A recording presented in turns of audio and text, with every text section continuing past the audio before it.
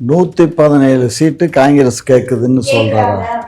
அதாவது அவருக்கு என்னன்னா, எப்படியாவது திமுகவை மட்டம் தட்டணும், திமுக கூட இருக்க கூட்டணிகளை கலைக்கணும், அதுக்கு என்னென்ன வேலையெல்லாம் பண்ணலாம் அப்படின்னு பார்க்குறாரு. ஆனால் இந்த கூட்டணி உடையாது, புரிஞ்சதா?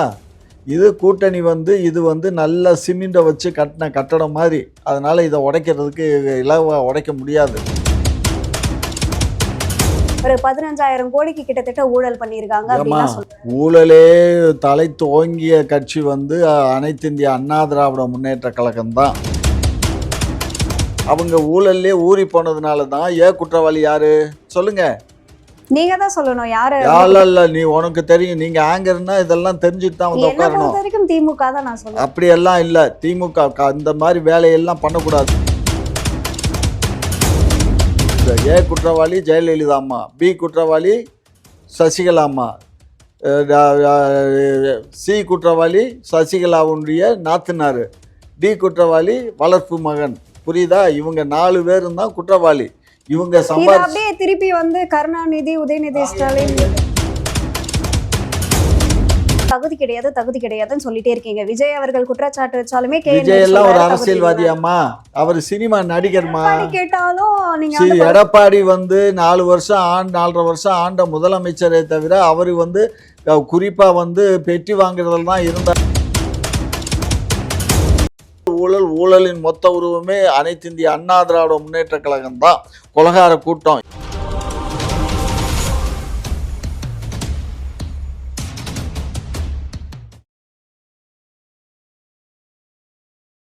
செய்தி நேயர்களுக்கு வணக்கம். நான் தீபிகா. இன்றைய நிகழ்ச்சியின் சிறப்பு விருந்தினர் திமுகவின் மூத்த முன்னோடி முனைவர் காமாட்சி நாயுடு அவர்கள். வணக்கம் ஐயா. வணக்கம். எடப்பாடி சொல்லியிருக்காரு, காங்கிரஸ் திமுக கூட்டணியில விரிசல் விழுந்துருச்சு, காங்கிரஸ் 117 சீட்டு கேட்டுட்டு இருக்காங்க அப்படின்னு சொல்லியிருக்காரு. இதை எப்படி பாக்குறீங்க? 117 சீட்டு காங்கிரஸ் கேட்குதுன்னு சொல்றாரா? அதாவது அவருக்கு என்னன்னா, எப்படியாவது திமுகவை மட்டம் தட்டணும், திமுக கூட இருக்க கூட்டணிகளை கலைக்கணும், அதுக்கு என்னென்ன வேலையெல்லாம் பண்ணலாம் அப்படின்னு பார்க்குறாரு. அவருடைய ஜம்பம்லாம் இங்கே பலிக்காது. சரியா? இங்கே பேசக்கூடியவங்க எல்லாமே திரு ஸ்டாலின், முதலமைச்சர் ஸ்டாலின் அவர்களிடையோ அல்லது ராகுல்ஜி அவர்கிட்டயோ பேச மாட்டாங்க. கட்சி தலைமை என்ன முடிவு பண்ணுதோ அதுதான் காங்கிரஸ் கட்சியினுடைய முடிவே தவிர யார் யாருக்கு எத்தனை தொகுதி, எந்தெந்த தொகுதிங்கிறத பேச்சுவார்த்தைக்கு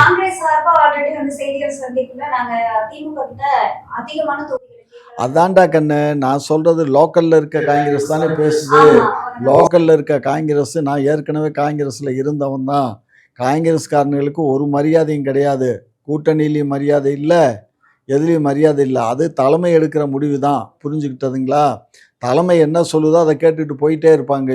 இவங்களுக்குன்னு தனியாக சுயமான ஒரு முடிவெடுக்கிற தகுதி தமிழ்நாடு காங்கிரஸ் கமிட்டிக்கு கிடையாது.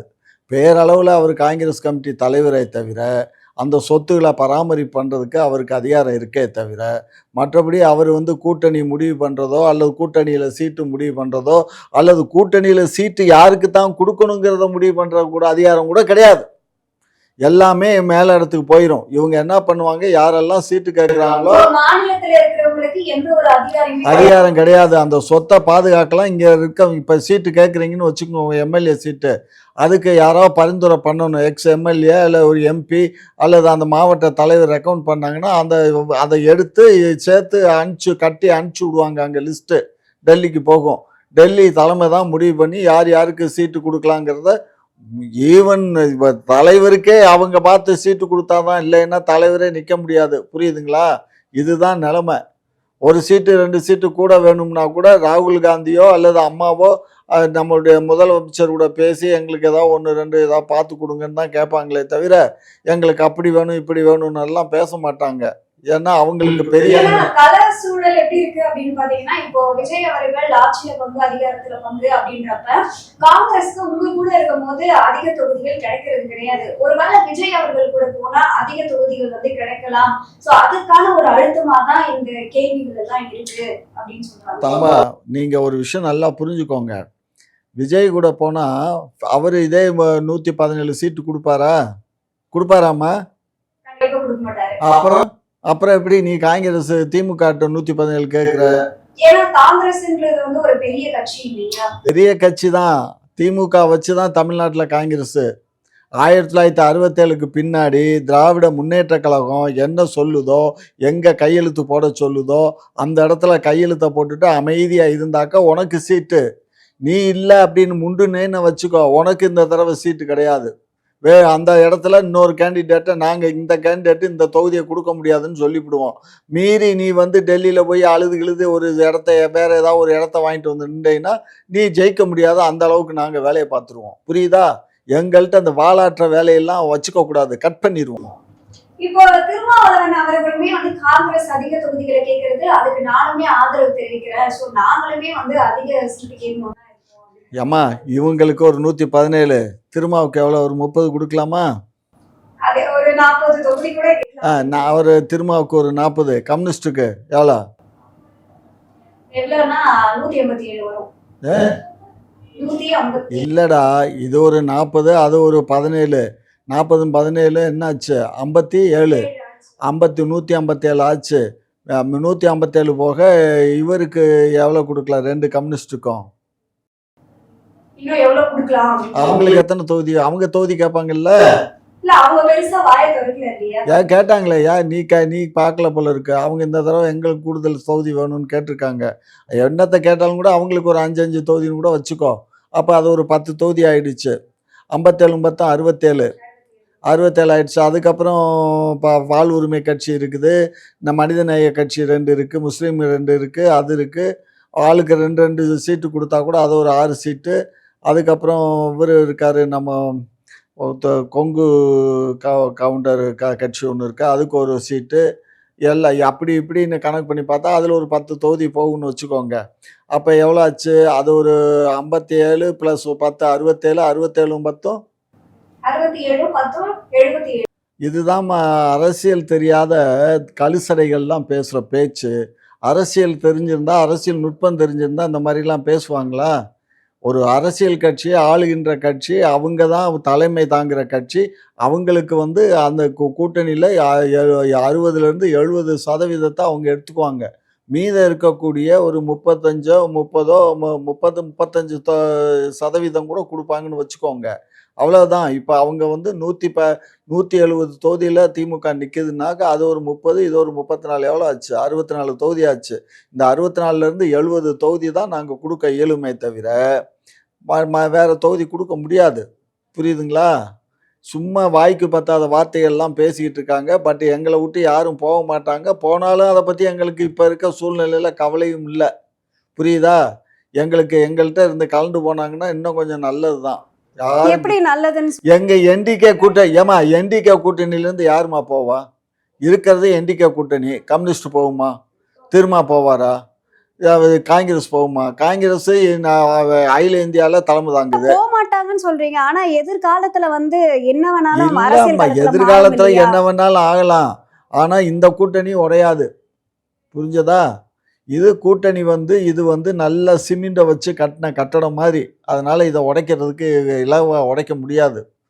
அதனால இது யாரும் இவர் இல்லை, இந்த எடப்பாடி ஐயா இல்லை, இன்னும் 100 எடப்பாடியா தாம வந்து நாரி போய் கிடக்கு தாங்கச்சியில. இன்னொரு குற்றச்சாட்டையுமே வந்து வைக்கிறாரு. என்ன அப்படின்னா, திமுக வந்து ஆட்சிக்கு வந்த காலத்துல இருந்து ஒவ்வொரு விஷயத்திலயுமே வந்து ஊழல் பண்ணிட்டே இருக்காங்க. அதுக்கு வந்து நம்ம எக்ஸாம்பிளா காட்டணும்னா டாஸ்மாக் எடுத்துக்கலாம். அதுல கூட ஒரு 10 ரூபாய் வந்து பாட்டிலுக்கு 10 ரூபாய் எக்ஸ்ட்ரா வச்சு ஒரு 15,000 கோடிக்கு கிட்டத்தட்ட ஊழல் பண்ணியிருக்காங்க அப்படின்னா சொல்றாங்க. ஊழலே தலை தோங்கிய கட்சி வந்து அனைத்து இந்திய அண்ணா திராவிட முன்னேற்ற கழகம் தான். எம்ஜிஆர் ஆட்சி காலத்துக்கு அப்புறம் 6 மாத காலம்தான் எம்ஜிஆரே ஊழல் இல்லாத ஆட்சி கொடுத்தாரு. 6 மாதத்துக்கு அப்புறம் ஊழல் ஆயிடுச்சு. நாங்கள் அங்கே தானே இருந்தோம். 96 வள்ளியும் நானும் அண்ணா திமுக தான். 96க்கு அப்புறம் தான் வெளியில் வந்தேன். 62 வள்ளியும் திமுக, 72 வள்ளியும் திமுக. 72ல் எம்ஜிஆர் கூட வந்துட்டேன். எம்ஜிஆர் கூட வந்ததுக்கப்புறம் 96 வள்ளியும் அங்கே தான் இருந்தேன். ராஜீவ்காந்தி ரத்தத்தினால் வெற்றி பெறவில்லைன்னு மேடம் பேசுனதுக்கு அப்புறம் தான் அந்த கட்சியை விட்டு வெளியில் வந்துட்டேன். புரியுதா?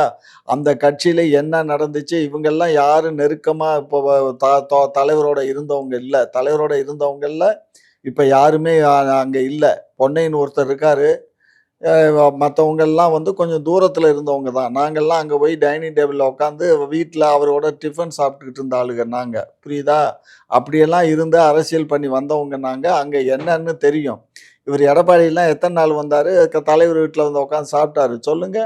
இதெல்லாம் கண்ணு, இவங்கெல்லாம் வந்து அரசியல் கோமாளிகள்.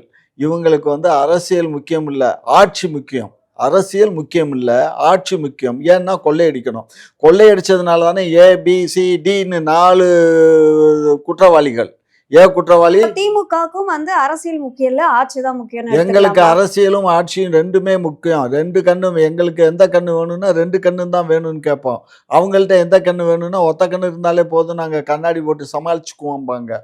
அவங்க ஊழல்லே ஊறி போனதுனால தான் குற்றவாளி யாரு சொல்லுங்க. நீங்க தான் சொல்லணும் யாரு. இல்ல, நீ உனக்கு தெரியும். நீங்க ஆங்கர்னா இதெல்லாம் தெரிஞ்சுட்டு தான் வந்து உட்காரணும். வரைக்கும் திமுக தான் நான் சொல்றேன். அப்படியெல்லாம் இல்ல. திமுக இந்த மாதிரி வேலையெல்லாம் பண்ணக்கூடாது. குற்றவாளி ஜெயலலிதா அம்மா, பி குற்றவாளி சசிகலா அம்மா, சி குற்றவாளி சசிகலாவுடைய நாத்தனாரு, டி குற்றவாளி வளர்ப்பு மகன். புரியுதா? இவங்க 4 பேரும் தான் குற்றவாளி. இவங்க அப்படியே திருப்பி வந்து கருணாநிதி, உதயநிதி, நாங்க எங்களுக்கு எந்த நீதிமன்றம் சொல்லலையே. நாங்க எந்த ஜெயிலுக்கும் போகலையே. ஜெயிலில் யாரு 4 ஆண்டு காலம் ஜெயிலில் இருந்தது யாரு முதலமைச்சர் பதவியை திறந்தது யாரு? ஊழல் குற்றச்சாட்டுனால யாரு? 2 தடவை 3 தடவை முதலமைச்சர் பதவி இழந்தாங்க. 3வது தடவை இழந்தது தான் அதோட போச்சு. புரியுதா? ஆகையினால எங்களுடைய கட்சியை வாய் புளிச்சதோ மாங்காய் புளிச்சதோன்னு பேச முடியுமே தவிர, திமுக எக்காரணத்தை முன்னிட்டும் ஊழல் குற்றச்சாட்டின் காரணமாக, அதாவது எங்கள் இருக்க எடுபடிகள் ஏதாவது செய்யலாமே தவிர தலைமை அந்த மாதிரி செய்யாது. எடுபடி செஞ்சாலும் தலை செஞ்சாலும் அந்த கட்சி, அது கட்சி எங்களுக்கு பாதிப்பு இருக்கலாம். அது என்ன செய்ய முடியும்? சிறு எறும்பு கடிக்கிற மாதிரி, பாம்பு கடிக்கிற மாதிரி இல்லை, எறும்பு கடிச்சிற மாதிரி அப்படி தட்டி விட்டு போயிட்டே இருப்போம். நீ தப்பு பண்ணியா, நீ தண்டனை அணுவி, அதுக்கு கட்சி ஒன்றும் உனக்கு வக்காலத்து வாங்காதுன்ட்டு போயிடுவோம். புரியுதா? ஆகையினால திமுகவை பற்றி குறை சொல்லுவதற்கு எடப்பாடி ஐயாவுக்கு எந்த விதமான தகுதியும் தராதாரமும் கிடையாது. அதே மாதிரி எங்கள்கிட்ட 117 170 சீட்டு கேட்போன்னு சொல்கிற அந்த கட்சிக்கு, காங்கிரஸ் கட்சியில் இருக்கக்கூடிய இன்றைய தலைவருக்கும் அந்த அருகதை கிடையாது. புரியுதா? சீட்டு பேரம் பேசுறதுக்கு, கலைஞரோட உட்காந்து பேசுறதுக்கு அந்த காலத்தில் யாருக்கும் அருகதை இல்லை. இப்போ இருக்கக்கூடிய எங்கள் முதலமைச்சர்கிட்டையும் சீட்டு ஷேரிங் இவங்க பேச முடியாது. சீட்டு ஷேரிங் பேசணுன்னா டெல்லியிலேருந்து ஒரு கமிட்டி வரும். அந்த கமிட்டி தான் சீட்டு ஷேரிங் பேசுவாங்க. இருக்கிற தொகுதியை காட்டிலும் 1 2 குறைச்சி தான் நாங்கள் கொடுப்போம் இந்த தடவை. அப்படியே இல்லையா 1 2 கூட கொடுப்போம். ஒரு தொகுதி கூட கொடுத்தாலே பெரிய விஷயம். இப்போ திமுக என்ன பண்றீங்க அப்படின்னா, யார் உங்களை குற்றம் சாட்டினாலே, உங்களை எதிர்த்து கேள்வி கேட்டாலும் உங்களுக்கு தகுதி கிடையாதுன்னு சொல்லிட்டே இருக்கீங்க. விஜய் அவர்கள் குற்றச்சாட்டு வச்சாலுமே விஜய் எல்லாம் ஒரு அரசியல்வாதியாமா? அவர் சினிமா நடிகர்மா. கேட்டாலும் நீங்க எடப்பாடி வந்து 4 வருஷம் 4.5 வருஷம் ஆண்ட முதலமைச்சரை தவிர அவர் வந்து குறிப்பா வந்து பெட்டி வாங்குறதுல தான் இருந்தாரு. அவர்கிட்ட PWD டிபார்ட்மெண்ட்டும் ஹைவேஸும், முதலமைச்சரா இருக்கவங்க யாருமே PWDயும் இந்த பொறுப்பை வைக்க மாட்டாங்க. ஹைவேஸும் அவர் ஹைவேஸ் டிபார்ட்மெண்ட்டையும் PWDயும் அவர் கையில் வச்சுக்கிட்டாரு. என்னன்னா பணம் கொளிக்கக்கூடிய டிபார்ட்மெண்ட்டு, அதில் தான் கட்டிங்ஸ் நிறைய வருங்கிறதுக்காக அந்த 2 டிபார்ட்மெண்ட்டை அவர் வச்சுக்கிட்டு இருந்தார். புரியுதா? என் கண்ணால் கண்டேன். பிளாஸ்டிக் பையில் கட்டாக பணங்களை வாங்கிக்கிட்டு டெண்டர் கொடுத்ததெல்லாம், எனக்கு டெண்டர் ஷெட்யூல் கொடுக்க சொல்லி ஒரு ஸ்லிப் கொடுத்ததெல்லாம் எனக்கு தெரியும். புரியுதா? இதெல்லாம் மூடி மறைக்க இயலாது. ஊழலின் மொத்த உருவமே அனைத்து இந்திய அண்ணா திராவிட முன்னேற்ற கழகம் தான். கொலகார கூட்டம். ஏற்கனவே அங்கே போய் குளத்தில் குளிக்கிறேன்னு சொல்லி எத்தனை பேர் 100 சொச்ச பேர் சாகடிச்சதே ஜெயலலிதாவும் சசிகலாவும் தான். இதெல்லாம் மறந்து போயிடுமா? இதெல்லாம் மறக்காதுடா. ஆகையினால இது ஒரு கொலகார கூட்டம், இது கொலகார கட்சி. அந்த கட்சி அந்த அம்மாவே கொலை பண்ணாங்க கடைசியில். அப்படித்தானே இப்போ எல்லா ஊடகங்களும் சொல்லுது. எங்கள் அத்தையை கொலை பண்ணிட்டாங்கன்னு ஒரு அம்மா சொல்லுது, இன்னொரு அம்மா சொல்லுது இந்த அம்மா தான் அந்த அம்மாவை கொண்டுச்சுன்னு சொல்கிறாங்க. எந்த அம்மாவை கொண்டுச்சோ அந்த அம்மா போய் சேர்ந்துருச்சு. புரியுதா? ஆகையினால இனிமே அது வந்து தேராது. அந்த அம்மா இருக்கையில் ஜெயிச்சு ஆட்சிக்கு வந்தாங்க 2016. அதுக்கப்புறம் அதை கண்டினியூ பண்ணார் நண்பர் திரு எடப்பாடியார். அது இப்போ ஒன்றும் கிடையாது. இப்போ அது 0 பாயிண்ட்ல நிற்குது. அதில் இருந்த நான் கொஞ்சம் நஞ்சம் நல்ல மனுஷன் சொல்லக்கூடிய நம்மளுடைய இவர் செங்கோட்டையன் கூட வெளியில வந்துட்டாரு. முந்தா நாள் கூட ஒற்றுமை நோக்கி ஊர்வலம் போனாங்க. ஒற்றுமை நோக்கி ஒரு பெரிய ஊர்வலம் ஈரோட்டில் அவங்க தொகுதியில் பெருசா ஒரு பண்ணாரு. அவர் எனக்கு ஒரு தூசி அப்படிங்கிறாரு. யாரு? செங்கோட்டையன் அவர்கள். செங்கோட்டையனை ஒரு தூசிங்கிறாரு இவரு. சரி, இப்போ வந்து செங்கோட்டையன் அவர்கள் வந்து ஆரம்பத்துல நிறைய செய்தியாளர்கள் கிட்ட வந்து பேசிட்டு நிறைய விஷயங்கள் பண்ணிட்டு இருந்தாரு. இப்போ வந்து ஆள் கொஞ்சம் வந்து அட்ரஸே இல்லாத மாதிரி இருக்காரு. இது நம்ம எப்படி என்ன அட்ரஸ் எடுத்துக்கலாம்? இல்ல? முந்தா நாள் தான் ஊர்வலம் போனாங்கங்கிற, அப்புறம் அட்ரஸ் இல்லைன்ற. இல்ல, இப்போ அரசியல் வட்டாரத்துல என்ன சொல்றாங்கன்னா, இப்போ சமீப காலத்துல வந்து எடப்பாடி அவர்களுக்கு பிஜேபி கூட இருந்த சில விஷயங்கள்லாம் உட்கட்சி பூசல்லாம் ஏற்படுத்தினாரு. இப்போ கொஞ்சம் சைலண்டா இருக்காரு அப்படின்ற மாதிரி சொல்றாங்களே. ஏம்மா, அவர்கிட்ட ஊழல் கிடையாது. அவர் யார்கிட்டயும் கொள்ளை அடிக்கல. எந்த வருமான வரியையும் ஈடியோ அவர் மேல கிடையாது. ஆகையினால அவருக்கு எந்தவித பயம் கிடையாது. புரியுதா? நாளைக்கு செங்கோட்டையன், ஓபிஎஸ், டிடிவி இந்த 3 பேரும் ஒன்று சேர்ந்தாங்கன்னு வச்சுக்கோங்க.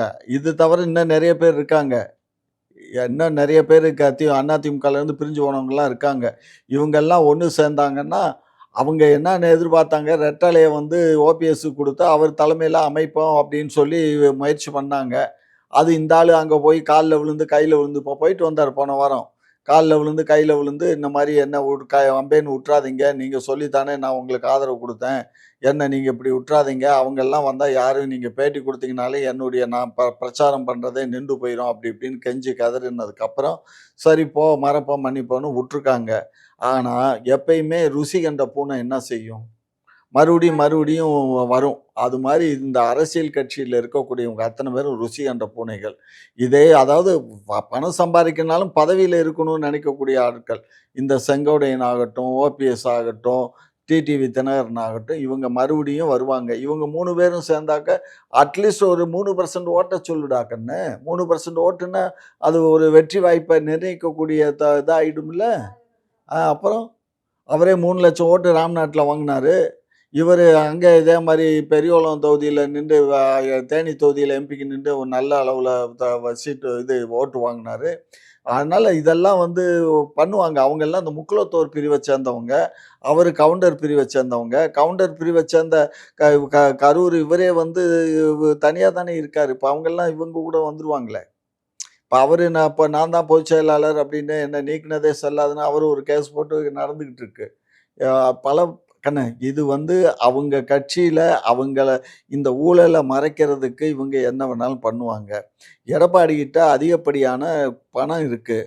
பணத்தை கொடுத்து எல்லாத்தையும் சரி பண்ணிடலான்னு நினைக்கிறாரு.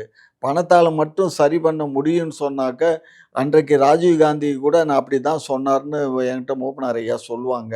நம்ம பணம் இருக்குல்ல, நம்ம ஜெயிச்சிடலாம் அப்படின்னு சொன்னாங்கன்னா அந்த தடவை தோற்று தான் போனோம். சரியா? பணத்தால் மட்டும் ஜெயிக்க முடியாது. மக்களுடைய மனசில் நம்ம நிற்கிறோமான்னு பார்க்கணும். மக்கள் மனசில் நிற்கணும். இப்போ எடப்பாடி வந்து நான் தான் அடுத்த முதலமைச்சர் அப்படின்னு சொல்கிறார். நான் முதலமைச்சராக வந்தால் ஏழைகளுக்கெல்லாம் காங்கிரீட் வீடு கட்டி கொடுப்பேங்கிறாரு. அப்போ ஏழைகள்லாம் இப்போ உங்களுக்கு காங்கிரீட் வீடு இருக்கா? இல்லை, எனக்கு இல்லை, தம்பிக்கு இல்லை, நமக்கெல்லாம் கட்டி கொடுப்பாரா? இதெல்லாம் வாய்க்கு வந்த வார்த்தைகளம்மா. இதெல்லாம் வீணான வார்த்தைகள். அதே மாதிரி நெல்லுக்கு விஜய் சொல்கிறாரு, நான் 4500 ஒரு குண்டாலுக்கு தருவேன்னு. ஒரு குண்டால் 4500 தான் 100 கிலோ நெல் 4500 கொடுத்தா, அந்த 100 கிலோ நெல் அரைச்சா என்ன கிடைக்கும்? 50 கிலோ அரிசி கிடைக்கும். 50 கிலோ அரிசியில் கிட்டத்தட்ட ஒரு 10 கிலோ குருணையோ அதுவோ இதுவோ போயிடும். மீதம் இருக்கிறது 40 கிலோ. 40 கிலோ 4500 ஒரு கிலோ அரிசி என்ன விலைடா செல்லம்? யோசிச்சு பாருங்க. எவ்வளோ அதாவது ஒரு எதையுமே கால்குலேட் பண்ணி உண்மை என்ன நிலவரம் என்னங்கிறதே தெரியல. இவங்க அரசியல் நோக்கம் வெளி உலகத்தில் இவருக்கு என்னைக்காவது அரிசி என்ன விலை ஏன்னா அம்மா அப்பா இருக்குன்னு தொட்டிக்கு அவங்க பார்த்துருப்பாங்க. இவருக்கு தனியாக வந்தவுடனே வேலைக்காரன் என்ன இவ்வளோ ஜாமான் இருக்குது பொட்டணும் போட்டால் அவன் இப்போ செக்கப் கொடுக்க போகிறான், ஜாமான் வரப்போகுது, சமைச்சு போட போகிறான், சாப்பிட போகிறானுங்க. 2வது இவரெல்லாம் வீட்டில் உட்காந்து சாப்பிட்ற மாதிரி எனக்கு தெரியல. இங்கேருந்து ஏதாவது இதிலேருந்து ஆர்டரை கொடுத்து ஹோட்டல்லேருந்து 5 ஸ்டார் ஹோட்டல்லேருந்து சாப்பாடு வரும், சாப்பிட்டுட்டு ஏன்னா அவர் மட்டும் தனியாக தானே இருக்கார். அப்பா அம்மா கூட இல்லை, பொண்டாட்டி இல்லை. தனியாக ஒரு மனிதன் இருக்கான்னா அப்போ இது தரங்கட்டத்தனமா இல்லையா? பொண்டாட்டி இருந்தோம் சொல்கிறது கேளுடா செல்லம். ஒரு அப்பா அம்மா, நீ யார் கூட வாழ்கிற? அப்பா கூட இருக்கீங்க. அவருக்கு கல்யாணம் ஆயிடுச்சு. அப்போ நீங்கள் கல்யாணம் ஆகிருந்தால் உங்கள் புருஷனோட நீங்கள் இருப்பீங்க, உங்கள் பிள்ளைகளோட இருப்பீங்க. கல்யாணம் ஆயிடுச்சு, பொண்டாட்டி கூட இல்லை, பொண்டாட்டியும் உனக்கு பிறந்த பிள்ளையோட இல்லை, உங்கள் அப்பா அம்மா கூடயும் இல்லை. அப்போ உனக்கு என்ன தகுதி? இந்த நாட்டு மக்களை நீ எப்படி காப்பாற்றுவ?